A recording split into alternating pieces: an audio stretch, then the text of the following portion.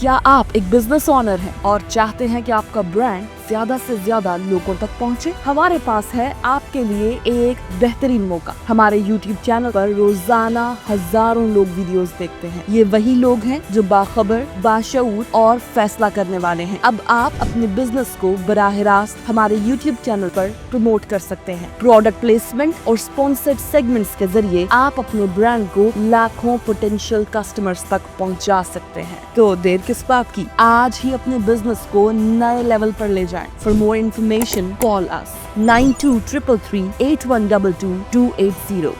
बिस्मिल्लाहिर्रहमानिर्रहीम, अस्सलाम वालेकुम। मैं सैयद इमरान शफकत आपकी खिदमत में हाजिर हूँ। जिस तरह इमरान खान साहब के पहले दौरे हुकूमत में पाकिस्तान किसी और वजह से नहीं बल्कि इमरान खान साहब की वजह से आलमी तन्हाई का शिकार हो रहा था, सऊदी अरब के जहाज़ों से उतारा जा रहा था, अमेरिका के साथ ताल्लुकात इतने कशीदा थे कि सदर बाइडन ने अपना सदर बनने के बाद या अपना ओहदा संभालने के बाद एक खैर सगाली टेलीफोनिक कॉल इमरान खान साहब को नहीं की थी। इनकी हरकत व सकनात की वजह से चीन हमसे अलहदा से नाराज़ हो गया था, तुर्की मलेशिया अलहदा से नाराज़ हो गए थे। उसी तरह, बिल्कुल उसी तरह जो पॉपुलिस्ट होते हैं, पॉपुलिस्ट लीडरशिप, वो अपनी ज़ात में इतनी मगन होती है और इतने वो ज़ाती मफादात को तरजीह देते हुए फ़ैसले कर रही होती है कि कौम और रियासतें पीछे चली जाती हैं। वही कुछ इस वक्त अमेरिका के साथ आलमी मंजरनामे के ऊपर हो रहा है और बड़ी खबर है, ये बहुत बड़ी डेवलपमेंट है ये दुनिया की सतह के ऊपर कि यूरोप जो है वो साइड कर गया है दूसरी दफ़ा, पहले यूक्रेन के इशू के ऊपर, अब गज़ा और फ़लस्तीन के इशू के ऊपर। ये एक बड़ी डेवलपमेंट है कि बरतानिया ने और फ्रांस ने जो और इवन के कनाडा ने जो है वो फ़लस्तीन की रियासत को तस्लीम कर लिया है। ये बहुत बड़ी नाकामी है अमेरिका की और इसराइल की। ये और इसमें कहीं ना कहीं कोई थोड़ा बहुत हिस्सा जो है वो पाकिस्तान का भी है, लेकिन जो अरब ममालिक हैं या मुस्लिम अरब ममालिक, उनकी सर्द महरी और उनकी जो आप कहेंगे कि अमेरिका से को नाराज़ ना करने वाली जो पॉलिसी है वो अभी तक बदस्तूर कायम है। तो इसका हम ज़रा तफसीली जायज़ा लेंगे। BBC ने बड़ी ज़बरदस्त किस्म की रिपोर्ट शाया की है इस सिलसिले में। और दूसरी खबर पाकिस्तान के अंदर की है और वो 6 इनकलाबी जज जो हैं, मेरा ख्याल है 5 रह गए हैं अब, तो उनकी दरख्वास्तें थी जिनका बड़ा चर्चा था, बड़ा शोर व गुगा था कि सुप्रीम कोर्ट में वो साइल बन के चले गए हैं और वो पैदल जा रहे हैं और फिर वो मीडिया से भी गुफ्तगू कर रहे हैं और वो इंजॉय कर रहे हैं एक पॉलिटिकल स्टेटस जो होता है किसी शख्सियत का। तो वो उनकी जो दरख्वास्तें थी वो सुप्रीम कोर्ट के रजिस्ट्रार ऑफिस ने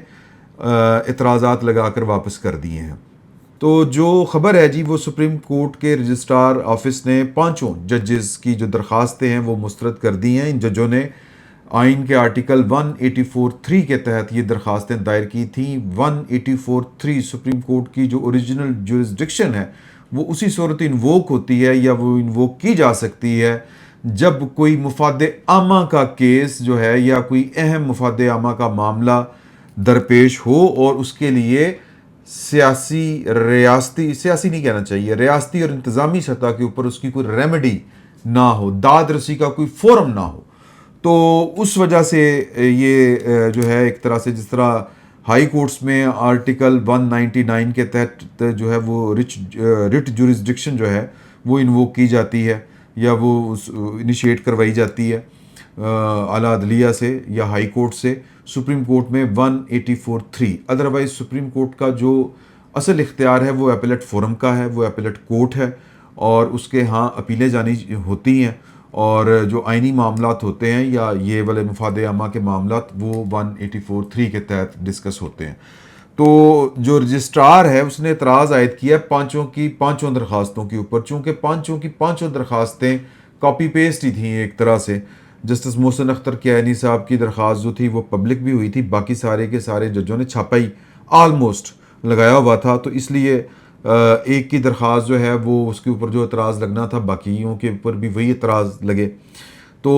उन्होंने यानी कि जो रजिस्ट्रार ऑफिस है उसने 5 दरख्वास्तें एतराज़ लगा के मुस्तरद करते हुए एतराज़ आयद किया है कि दरख्वास्त गुजारने में वाज़े नहीं किया या दरख्वास्त गुजारों आप कर लें। वैसे तो इंडिविजुअल ये दरख्वास्तें थी, तो चूँकि 5 को हुआ तो हम सीगा वाहिद भी इस्तेमाल कर लें तो गुजारा हो सकता है। تو انہوں نے کہا کہ انہوں نے اپنی درخواست میں یہ مینشن نہیں کیا، وہ یہ ثابت نہیں کر سکے کہ ان کا کون سا یا مفاد عامہ یا یوں کہیں کہ جو منحصل قوم وہ کون سا ایشو ہے کہ جس کی وجہ سے عام عوام جو ہیں وہ متاثر ہو رہے ہیں، مفاد عامہ، پبلک انٹرسٹ جس کو ہم کہتے ہیں، وہ انہوں نے نہیں بتایا کہ وہ کس طرح متاثر ہو رہا ہے۔ تو درخواست گزار نے یہ بھی نہیں بتایا کہ کون سے بنیادی حقوق متاثر ہوئے ہیں کہ جس کے تحت آرٹیکل 184(3) کا دائرہ کار استعمال کیا جا سکے۔ جو ذرائع کے حوالے سے یہ خبریں آ رہی ہیں اور یہ ڈان کی رپورٹ میں آپ کے ساتھ شیئر کر رہا ہوں کہ رجسٹرار سپریم کورٹ نے اعتراض عائد کیا ہے کہ درخواست گزاروں نے ذاتی رنجش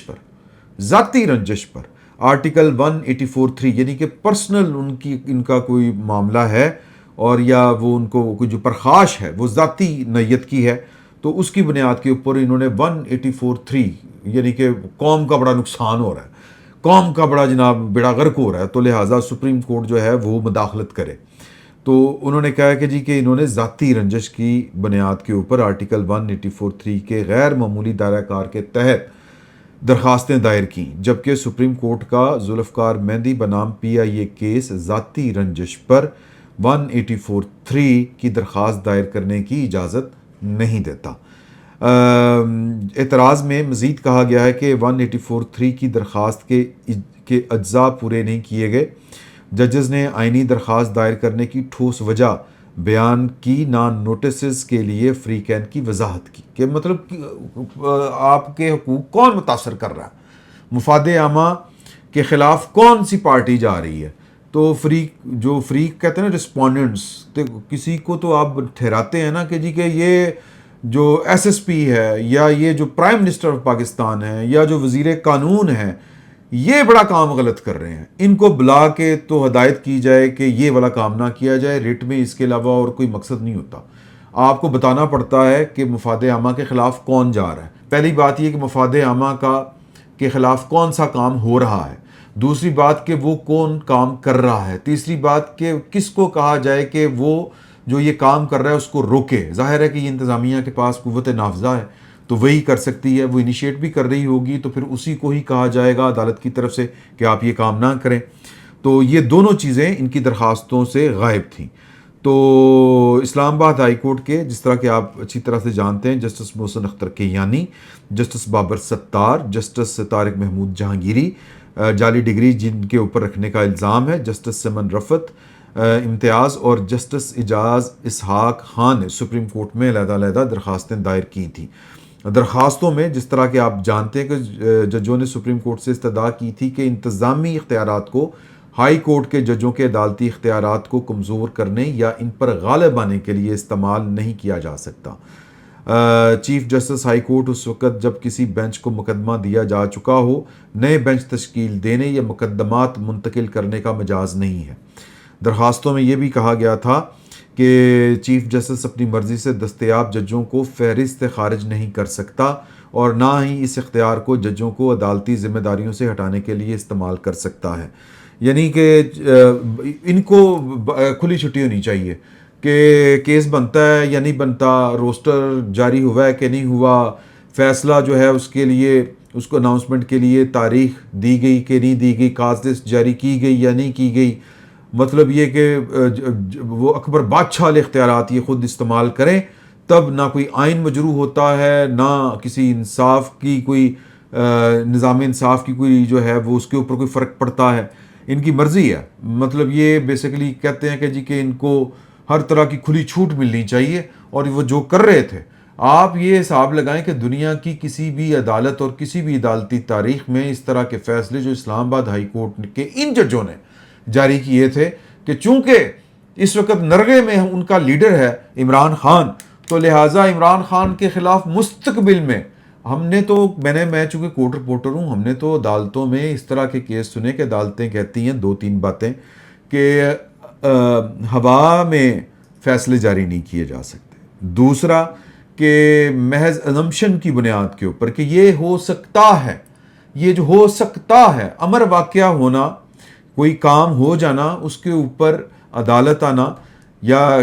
کوئی ایکٹ کسی ایکٹ کے خلاف عدالت میں آنا تو سمجھ میں آتا ہے یہ ایکٹ ہو سکتا ہے، یہ کام ہو سکتا ہے، اس لیے عدالت جو ہے وہ یہ کام کر رہی ہے۔ اس طرح مذاق تو ہو سکتے ہیں جو کہ ان ججوں نے کیے۔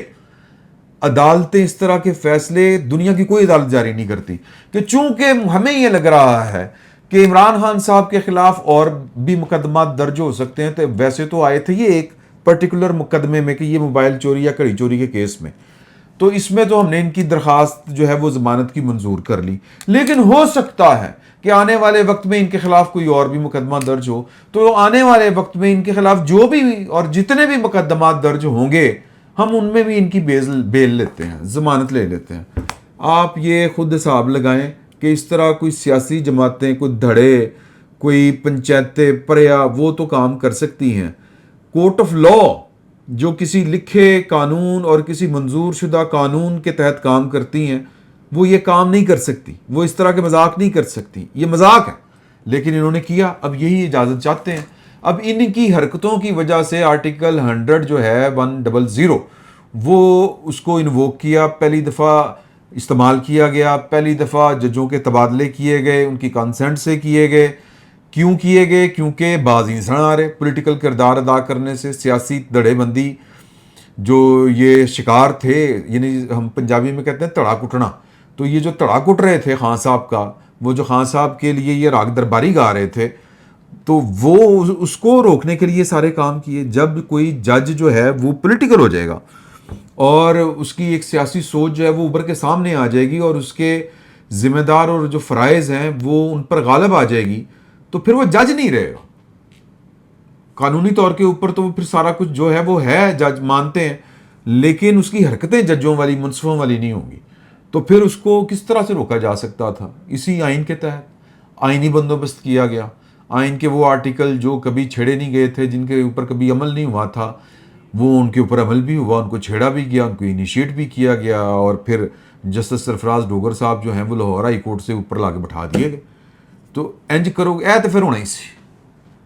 یہ آپ نے وہ دیکھا ہوگا اشتہار بچپن میں ہمارے ہوتا تھا بہبود آبادی کا، کہ ایک چارپائی کے اوپر آبادی بڑھتی جا رہی ہے، ایک ہی فیملی کے لوگ بیٹھتے جا رہے ہیں، اینڈ دے اتے منجیدہ ٹوٹ گیا پاوا، تو پھر اینڈ پہ پیچھے سے آواز آتی تھی پنجابی میں اے تو پھر ہونا ہی سی۔ تو اے تو پھر ہونا ہی سی۔ اب جج صاحبان جو ہیں وہ بیٹھ کے اللہ کے کاموں کی طرف دیکھ رہے ہیں، تو اب یہ اعتراض کیس دور کرنے کے لیے، چونکہ انہوں نے میرا خیال ہے ابھی تک کوئی وکیل نہیں کیا میری معلومات کے مطابق،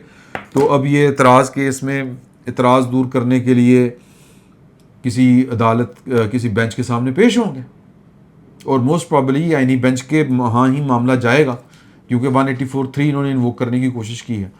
تو دیکھیں کیا ہوتا ہے۔ ایک تو یہ والی بات ہوگی، دوسری جو تھی خبر وہ انٹرنیشنل، وہ بڑی خبر ہے جناب۔ خبر یہ کہ برطانیہ، کینیڈا اور آسٹریلیا نے فلسطین کو ریاست تسلیم کرنے کا اعلان کر دیا ہے۔